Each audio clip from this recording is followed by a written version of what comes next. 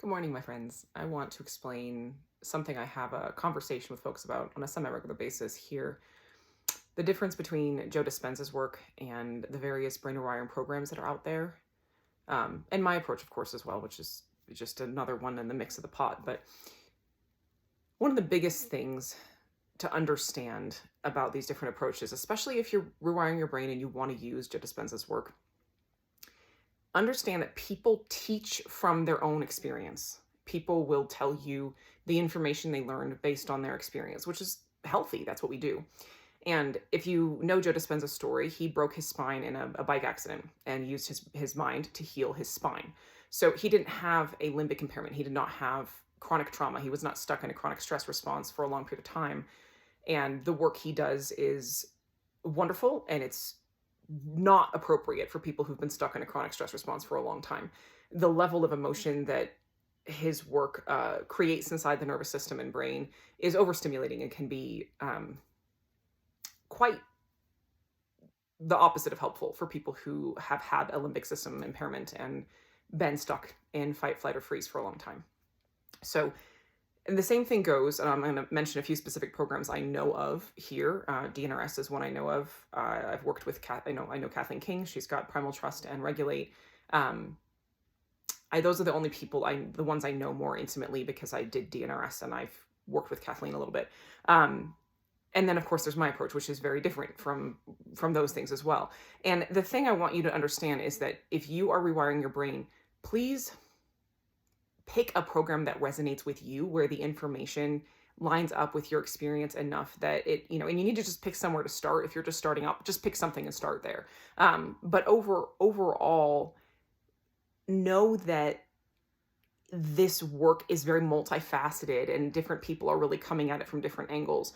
So, from where I stand, like, for example, DNRS again. So Annie Hopper's story, she had a very full life. She had what Kathleen calls an adult mean personality. She had a business, she had a relationship, she was a very healthy person on all levels, had a limbic impairment, and then rewired her brain in a short period of time and went back to her life. A lot of the people I work with and what I use neuroplastic tools for are folks who've had some sort of limbic dysfunction and impairment their whole lives. We had trauma very early on that stunted our development, like on a basic level. It's just very different than having full development and then having an impairment happen and getting back to that original level that you've been accustomed to your whole life. Very different, very, very, very different journey, those two things. And then Kathleen has her own approach. She's had her own experience. So Regulate and Primal Trust come from a different angle.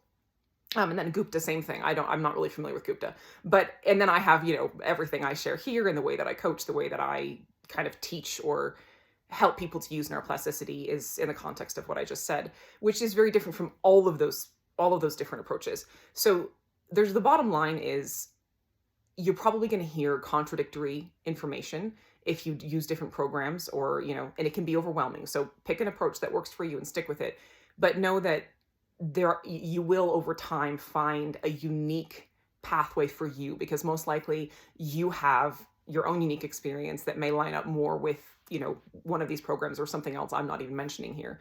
But I just want to put that out there. Know that there is an approach that will work for you, and that might be why you're hearing or seeing different information. And again, my approach comes from a place of really losing all baseline of calm. That's one of the biggest differences between the way I approach this and the way I've seen it approached with everyone else, is that I came from a place where there was no regulation of my nervous system. And I end up working with a lot of people like that because other approaches don't address that. It's a very specific thing. A lot of programs will put you in a position where you are challenging your nervous system right off the bat. And a lot of times where I'm coming from is starting by creating stability and safety in the nervous system first, and then challenging it to build nervous system resilience. But I go safety first, then resilience. We build resilience once we have a basic sense of safety. Whereas a lot of folks assume, and a lot of advice out there assumes, that you have a baseline of safety or a baseline of regulation in your nervous system, and they start you on a challenge path right away.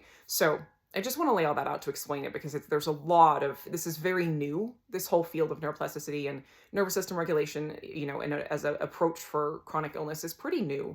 And I just want you guys to have, a little bit more grounded understanding of why there's so many different approaches and what the difference is. Love you guys.